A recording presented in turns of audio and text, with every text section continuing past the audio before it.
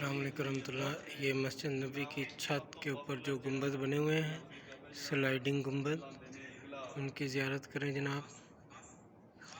ये अभी जिस गुंबद के नीचे हम खड़े हैं ये स्लाइडिंग गुंबद है और ये इस एरिए के ऊपर होता है। आम तौर पर जब वो ज़रूरत महसूस करते हैं तो इसको वहाँ से वहाँ भेज देते हैं और फिर जब थोड़ी देर के बाद फिर वापस कर लेते हैं। ये सारे गुंबद इसी तरह के स्लाइडिंग है, इनके लिए अलग ऊपर छत बनी हुई है, बरामदे बने हुए हैं जहाँ ये शिफ्ट होकर आ जाते हैं और फिर ज़रूरत पर वापस चले जाते हैं।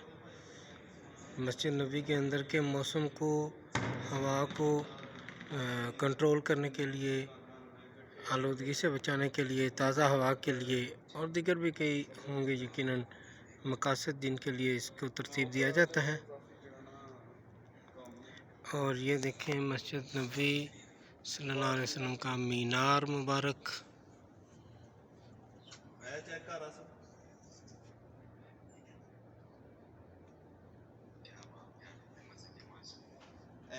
सामने जड़ा भी मीनार है, मैं नीचे हाँ ऊपर आया दरअसल मैं एक लाइब्रेरी तलाश कर रही